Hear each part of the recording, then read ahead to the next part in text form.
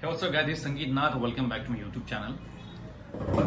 आज जो टॉपिक होगा वो हाई रेप्स या लो रेप्स, हेवी वेट और लाइट वेट, इसके बारे में बात करेंगे कि आपका कौन सा वर्कआउट, कौन सा चीज, कौन सा डंबल, कौन सा पाउंड, कौन सा रिपीटेशन, कौन सा स्पीड, कौन सा रेंज ऑफ मोशन आपका मसल एक्चुअली डेवलप करता है या हाइपरट्रॉफी करता है।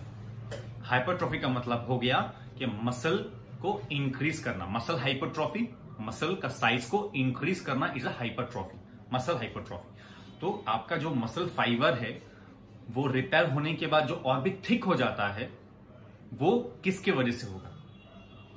आपका बहुत जन जिम में बोलते हैं कि अगर आपको बल्क करना है तो आप हेवी वेट लगाओ, अगर आपको कटिंग करना है हल्का वेट से रिपीटेशन ज्यादा मारो। ये तो 95% लोगों ने सुना होगा, लेकिन ये मिथ है। मसल को पता ही नहीं कि आप 20 केजी उठा रहे हो या 200 केजी उठा रहे हो, उसको सिर्फ एक ही पता है कि लोड कितना पड़ रहा है, उसके हिसाब से वो बिखर जाएगा, उसको रिपेयर करेंगे फिर वो ठीक होगा। ये फंडा है। तो ये जो क्यों बोलते हैं लोग कि आप ज्यादा वेट उठाओ, कम रिपीटेशन मारो, गेनिंग होगा, क्योंकि जब हम लोग गेन करते हैं, हम लोग गेनिंग सिचुएशन में रहते हैं तो हम लोग का खाना भी दूसरा किस्म से होता है। फॉर एग्जाम्पल मैं गेनिंग पे हूं, मैं आलू खाऊंगा, I will take lots of carbohydrate, जो एक मिथ है। हाँ, ये सब ज्यादा लोग करते हैं, मैं दूसरे वर्ग की बात कर रहा हूं कि वो लोग गेनिंग पे है तो वो ये सब इंटेक करेंगे। 4-5 आलू खा लिया, 7-8 केला खा लिया, इतना सारा राइस खा लिया, रोटी खा लिया, ये खा लिया, बोलेगा कैलोरीज सरप्लस में हो जाते हैं तो उनका साइज एडिपोस टिश्यू से बढ़ता है बहुत, ना कि लीन मसल मास से। लीन मसल मास आपका क्या हो गया, सिर्फ लीन मसल मास आपका मास नहीं है, आपका बोन है, आपका फ्लूइड है, आपका ऑर्गन है, आपका एसेंशियल फैट है, सब मिला के लीन मसल गेन होता है। तो उस हिसाब से आपका लीन मसल गेन तो हुआ है, लेकिन उसके साथ साथ एडिपोस टिश्यू भी बहुत बड़े हैं, इसके लिए आप थोड़ा बल्क दिख रहे हो। और जब कटिंग कर रहे हो, आप हल्का वेट से रिपीटेशन लगा रहे हो, तब क्या वही आलू वालू खाते हो, क्या उतना कार्बोहाइड्रेट खाते हो, उतने कैलोरी सरप्लस में रहते हो? नहीं ना, कम करते हो ना, इसलिए वो फैट लॉस होता है। ये मिथ आ गया समझ में। अब कौन सा सही है, कौन सा चीज आपको मसल गेन कराएगा? Progressive overload. आप फिर से सुनिए, प्रोग्रेसिव ओवरलोड। प्रोग्रेसिव ओवरलोड क्या है वो हम लोग किसी पैटर्न में डालेंगे उसको। फर्स्ट आ गया आपका weights, repetition, range of motion, speed. अगर आपने पहला सेट मारा 10 रिपीटेशन 100 केजी से, अभी इसको आप प्रोग्रेसिव ओवरलोड कैसे करोगे? कैसे करोगे? नेक्स्ट आ जाओ, वेट बढ़ा दो, 120 कर दो। 120 करेगा, रिपीटेशन कम कर दिया, फिर भी वो प्रोग्रेसिव ओवरलोड होगा, मसल पे प्रेशर पड़ेगा। ये मसल शॉक करके कुछ नहीं होता, मसल को आप शॉक नहीं दे सकते। आप 25 साल पहले जो वर्कआउट करते थे वही वर्कआउट अगर आप भी करो, प्रोग्रेसिव ओवरलोड रहेगा तो आपका डेवलप बहुत अच्छा होगा। आपको वर्कआउट चेंजेस करने की कोई जरूरत नहीं है। बहुत फ्री ने जो बहुत सारे क्लाइंट्स है, ऑनलाइन क्लाइंट्स हो गए, पर्सनल क्लाइंट्स हो गए, वो लोग बोलते हैं कि फटाफट मेरे को चेंज करो, मेरा वर्कआउट चेंज करिए सर, 1 महीना हो गया, अच्छा नहीं लग रहा। नहीं, कर देता हूं यार, पैसा लिया उनसे, मैं कर देता हूं, लेकिन ये सही नहीं होगा। अगर आप उसी ट्रैक पे चले एंड आपका प्रोग्रेसिव ओवरलोड हो तो आपका मसल इंक्रीज होगा।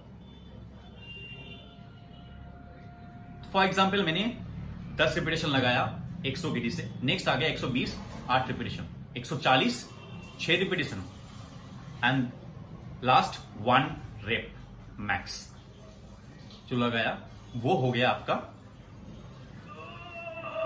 प्रोग्रेसिव ओवरलोड, क्योंकि वो ले नहीं पा रहा है।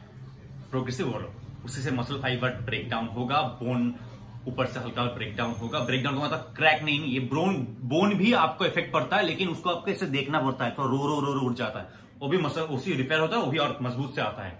इसको बोलते हैं बोन डेंसिटी। अंदर से खोखला ना हो जाना।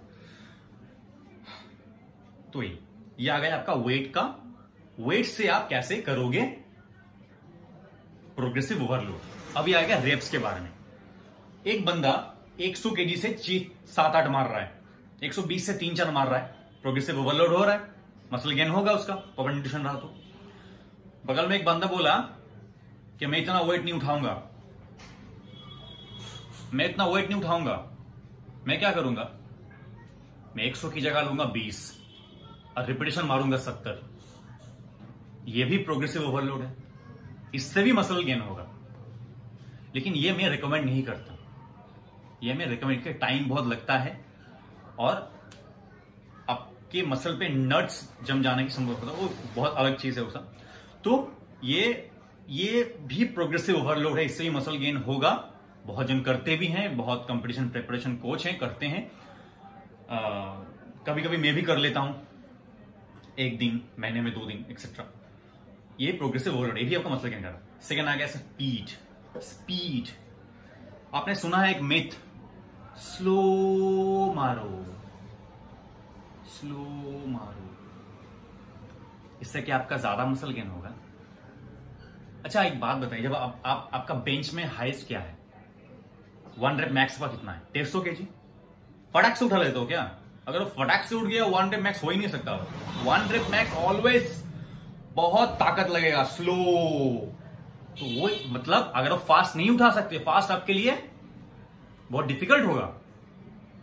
तो आप अगर for example mind muscle connection करने के लिए स्लो कर रहे हो, वो सही नहीं है। आप जितना फास्ट करोगे उतना ही आपका प्रोग्रेसिव ओवरलोड होगा। Range of motion 4th, half मारते हैं, इजी होता है क्या?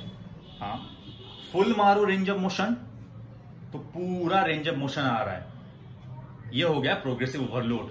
अब आप बोलोगे इस जो 4 आया, वेट बढ़ाना, रेपिटेशन बढ़ाना, स्पीड बढ़ाना, रेंज ऑफ मोशन बढ़ाना, इसमें से कौन सा लूज है? मैं बोलूं काहे कॉम्प्रोमाइज करना, सभी इंक्लूड करो इसको, किसी एक के साथ मत चलो, किसी के साथ कॉम्प्रोमाइज मत करो, सबके साथ चलो, तो ही आपका मसल गेन होगा। प्रोग्रेसिव ओवरलोड होगा तो ही मसल गेन होगा ना, शॉक से कोई नहीं होता। अगर आपको शॉक देना है, वायर पे हाथ लगा तो शॉक आ जाएगा इस तरह, लेकिन मसल शॉक कुछ नहीं होता। मसल को शॉक लगेगा तो मसल को कैसे समझेगा? मसल का ब्रेन नहीं है। मुझे अगर शॉक लगा, मैं अगर उंगली दिया, शॉक लगा क्योंकि मेरा ब्रेन है, वो काम कर रहा है, मसल का नहीं है। मसल समझेगा नहीं, उसे प्रोग्रेसिव ओवरलोड समझेगा। हाइपरट्रॉफी तो मसल का ब्रेन नहीं है, मसल का कुछ नहीं है, मसल नहीं समझता। हाई रेप्स, लो रेप्स एक्सेट्रा, प्रोग्रेसिव ओवरलोड ही आपको करना है।